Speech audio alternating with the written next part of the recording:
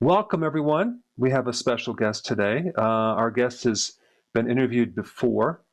His name is Guy Tenenbaum, and this is the guy who had stage 4 cancer. And I want to emphasize the word had because now he doesn't have it. So I wanted to go through and just do an update on him and talk about some of the kind of before and after objective tests that he had done. He had a bone and joint imaging test. He also had a CAT scan of the chest, abdomen, and the lungs with contrast. And then he also had quite a few PSA testing. And he also had a prostate biopsy, which I'm getting all the data right now. I don't have that completed, so we still have to request some reports from the doc. So I'm not going to cover that little point, but I will cover some other things. So welcome, Guy. Welcome to this interview. Thank you very much, Eric. Absolutely. So when I did my last summit, you were actually in it. We did a whole interview, and we talked about like all the different things that you did, like the fasting and the foods and the nutrition. And I've also did a video. So if you haven't seen this interview in the past, I put a link down below so you can check it out again. But I wanted to just go through the before and after, if it's okay with you. And the first report, and I think it's going to be okay. I'll double check with this, but to actually provide a download link if someone wanted to actually visibly see these before and after records, I think you're going to make them available. Yes, of course. Okay, I will give you everything. All my reports are easily accessible. And I ask also to have my report from friends accessible too. Excellent. Yeah, because a couple comments, which is you're always going to get a couple in the crowd that says, "Oh, this is too hard to believe. Someone with stage 4 cancer, how could you possibly do anything with that?" Well, he did, and we have proof. And guess what? He's still alive, doing very well. So first thing I'm going to cover is the bone and joint imaging. The first test was done on 9/5/18. Okay, so that was what, a little over two years ago?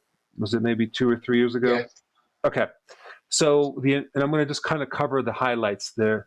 There was an impression, which is kind of a summary. What they talk about, the impression was there was abnormal radiotracer uptake. Now, let me just kind of, as I go through this, I'm going to explain what all this means. When you have radiotracer uptake, basically this occurs with various pathologies. It could be a fracture, could be an infection, or it could be cancer. And in this case, it's cancer. So there's abnormal radiotracer uptake at the left, 2nd, and 7th ribs. Okay, so on the left side of your ribs, the 2nd through the 7th ribs. So this is 1, 2, come all the way down here to 7. T12. So there's the thoracic spine. That's where the T comes in. Starts from your mid back through here with like T1 all the way down to T12, which is at the very start of your lower back. So between his mid back and his lower back, the last thoracic vertebra is called T12, and it says T12 retrieval body.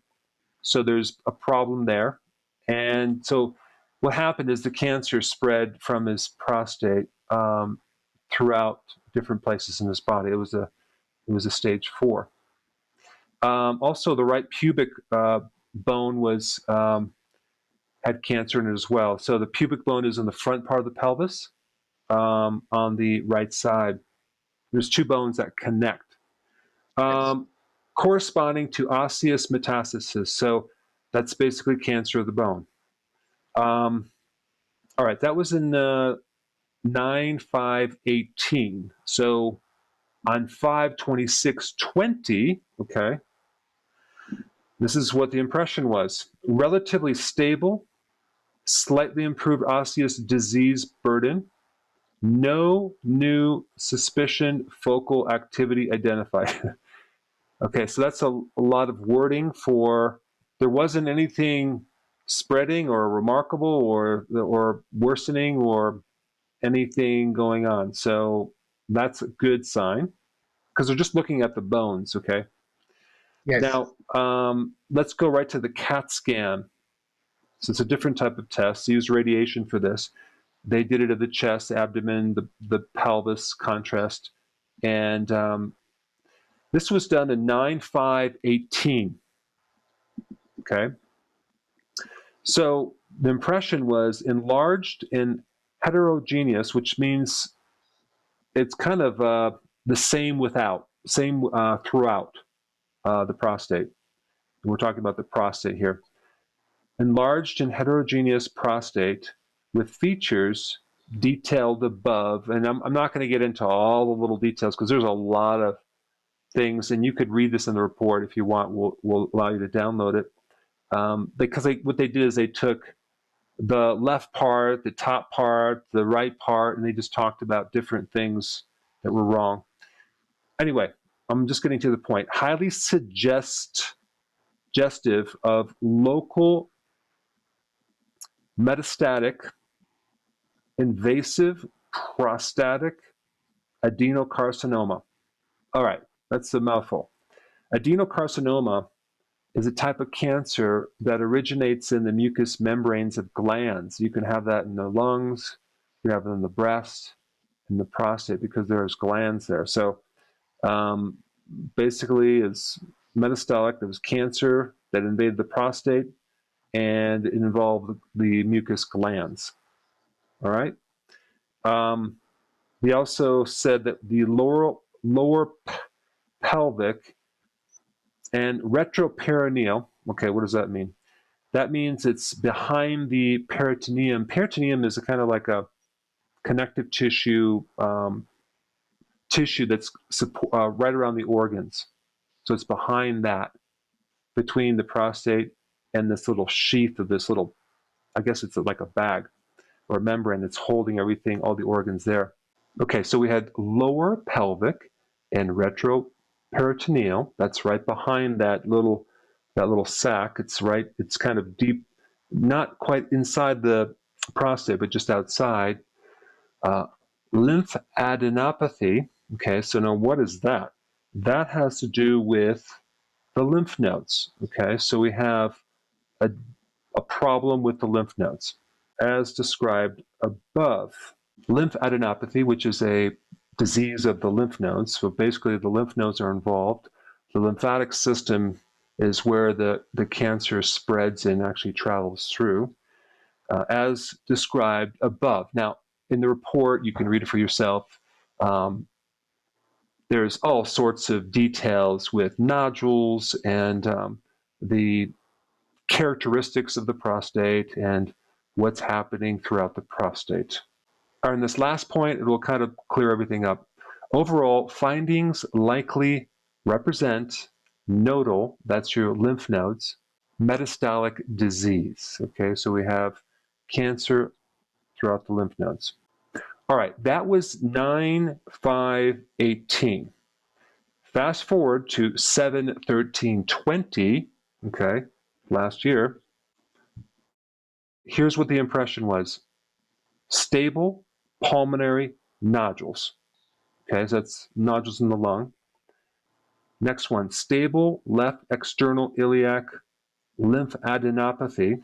Okay, so the lymph nodes are stable. We're not seeing anything growing, anything getting worse.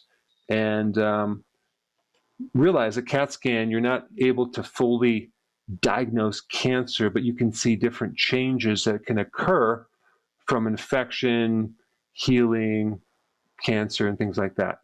All right, next one is stable osseous metastatic disease. Okay, so that is a very good indicator. We don't have any worsening. We're talking like a 2-year span. I mean, normally someone with stage 4 would die pretty rapidly, but we have stable osseous metastatic disease, which is very, very exciting. Okay, this last part is going to talk about the PSA test, which indicates cancer in many cases. It could also mean other things, but check this out. In 9/11/2018, his PSA, the total PSA, was 87. Now, a normal PSA is 0.01 to 4.0. Okay, his was 87. And as you can see in this chart, it dropped dramatically. So in 9/9/2019, it was 0.4. And then in 10/10/2019, it was 0.21 within normal range. You can see there's so many good indicators, not just that he's alive, he's doing well, but there's all these indicators showing he's doing better and better and better. So I just wanted to give everyone an update on how he's doing and talk about some of the before and afters. And just to let you guys know that he's alive and well. And we will be doing another video as soon as I get this biopsy, because I want to also talk more about that. And we will get a report from the doctor just summarizing his overall progress and how he's doing and his prognosis in the future, because all the indicators show that he's doing fantastic inside and out. And that's just remarkable.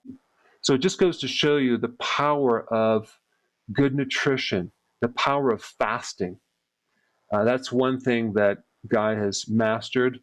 And he has a whole protocol. We've talked about in other videos. You can check it out.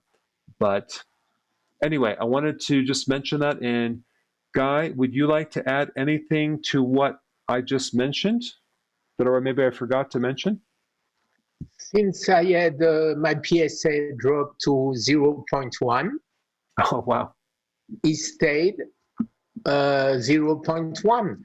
And I think I don't understand why the doctor, the oncologist, doesn't be surprised of 0.1. 0.1, you have it when you have no more prostate. But I have my prostate and I have 0.1. I think it's an opportunity for the science to understand what I did to save people. So can I just ask a question about that? Because you're talking to an oncologist, a doctor who specializes in cancer all day long, and then you come along and it's a miracle, stage 4. Now all these indicators show. I mean, if I was a doctor and seeing these changes, I would know, what are you doing? Let me suggest this to my patients. Has he said anything like, did he ask about what you're eating? Was he interested in knowing more about that? Or was he kind of like, okay, yeah, we'll just see how you do? What was his take on that? It's difficult because they are nice guys. Yeah. But I don't understand okay, you did some, well, okay, it's good, you are well, okay. So, but searching to find what I did, when I start explaining, finish. Nobody in front of me. Yeah, unfortunately, it's that was an experience that I wish more doctors would be like, wow, let's learn about what you did. I mean, in practice, I learned so much from my clients. I mean, some of the things that they did and they taught me, it's incredible. I mean, you have a chance to interact with tens of thousands of people over 29 years and just going, let's see what really works, what doesn't work, and then suggest that for the next patient that comes in. So anyway, the good news is that you started a YouTube channel. You have, how many subscribers do you have on your YouTube channel now? 35,000, but I have